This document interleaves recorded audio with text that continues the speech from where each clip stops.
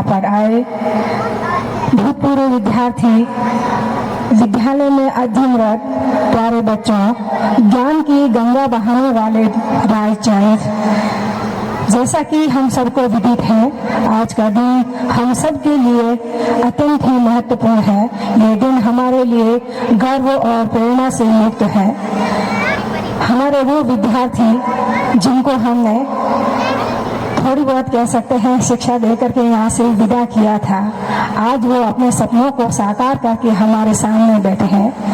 आप सबको बहुत बहुत बधाई कि आप सब ने अपने सपनों की उड़ान भरी, और उन सब बच्चों को भी मेरी ओर से अग्रिम बधाई जो अभी अपने सपनों को हासिल करने के लिए संघर्षरत हैं। आशा करती हूँ अगला जब भी ऐसा हमारे विद्यालय में कार्यक्रम का आयोजन हो तो आप अपने सपनों को प्राप्त कर चुके होंगे, और एक सफल तो सभी होते हैं, अपनी कोई भी जीविका को अर्जित कर चुके होंगे, क्योंकि जैसा कि अभी सर ने कहा कि कार्य कोई भी हो, छोटा या बड़ा नहीं होता, वो सारे कार्य अपने आप में अहम होते हैं, जिससे हम अपना जीवन चलाते हैं, अपने परिवार का पालन पोषण करते हैं और गर्व के साथ और बड़े ही सम्मान के साथ अपना जीवन जीते हैं। इसलिए कार्य की कोई अहमियत नहीं है, कार्य करने वाले की अहमियत होती है।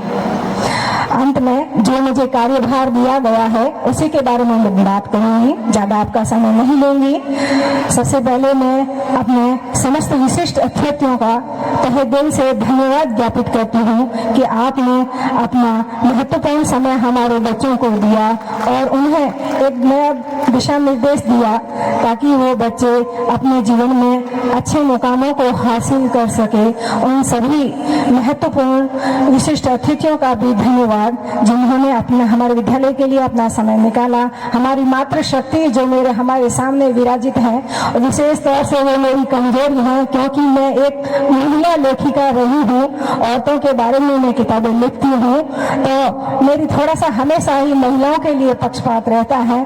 जैसा कि हमारे एक विद्यार्थी जगदीश जी ने महिलाओं के आभूषण की बात कही थी, मैं इस बात से आपके साथ हूँ, आपने कहीं न कहीं सही कहा, लेकिन आभूषण का जो मोह है वो तभी समाप्त होगा जब हमारा समाज एजुकेटेड होगा, अर्थात शिक्षित होगा। हमारी बच्चियों को आप आगे बढ़ने का अवसर दें। हमारे विद्यालय की जितनी भी बच्चियां हैं, हर महीने मैं उनको 1 घंटा देती हूँ। जितनी भी बच्चियां हैं इकट्ठा करके हर महीने की अंतिम तारीख मेरी फिक्स होती है। बच्चियों को मैं इकट्ठा करके, चाहे वो व्यवहारिक शिक्षा हो, चाहे उनके जीवन की शिक्षा हो, चाहे संस्कारों की बात हो, चाहे उनके परिवार संबंधी बात हो, सारी बातें व्यक्तिगत रूप से उनसे करती हूँ। एकदम खुल के एक माँ के समान मैं उनसे बात करती हूँ और मुझे बहुत ही अच्छा लगता है। और मैं चाहती हूँ ग्रामीण क्षेत्र की जो हमारी बच्चियां हैं वो आगे बढ़े और अपने जीवन में अच्छे काम करे, लोग उनका सम्मान करे, उनकी इज्जत करे। जैसा कि हमने देखा था अभी हमारे यहाँ पर बच्चियां बहुत कम आई है भूतपूर्व विद्यार्थी के रूप में। मेरी कुछ बच्चियां मेरे सामने बैठी हैं, तो मैं चाहती थी वो अधिक से अधिक आए, लेकिन कोई बात नहीं, जितनी भी आई है आप सबका बहुत बहुत धन्यवाद। अब उन अभिभावकों के बारे में बात करती हूँ जिन्होंने अपने नन्हे मुन्ने बच्चों का भविष्य हमारे हाथ में सौंपा है, हम पर विश्वास किया है। आज मैं आपसे एक वादा करती हूँ कि हम आपके विश्वास पर खरे उतरने का 100% प्रयास करेंगे, लेकिन उसके लिए एक मैं आपसे मांग करती हूँ कि आप हमारा साथ देंगे। क्योंकि बच्चा 18 घंटे घर में रहता है और 6 घंटे विद्यालय में रहता है, तो आपका भी उतना ही कर्तव्य बनता है जितना कि हमारा है। तो आप अगर हमारा साथ देंगे तो हम आपके इन बच्चों को अवश्य ही आगे तक लेके जाएंगे। आप सभी ने हमारे विद्यालय को समय दिया, अभिभावकों ने, उनका बहुत बहुत धन्यवाद।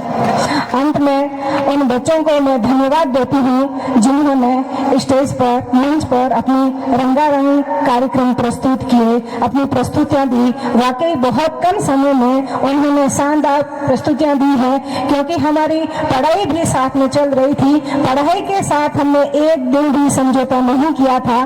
पढ़ाई के अलावा अगर थोड़ा सा समय निकाल के इन बच्चों ने इन कार्यक्रम को तैयार किया था, और उन शिक्षकों का मैं बहुत बहुत धन्यवाद देती हूँ जिन्होंने प्रत्यक्ष अप्रत्यक्ष रूप से इस कार्यक्रम को सफल बनाने के लिए अपना योगदान दिया।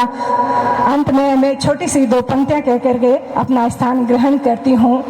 जिस जिस से पथ पर स्नेह मिला, जिस जिस से पथ पर स्नेह मिला, उस राही को धन्यवाद, उस राही को धन्यवाद।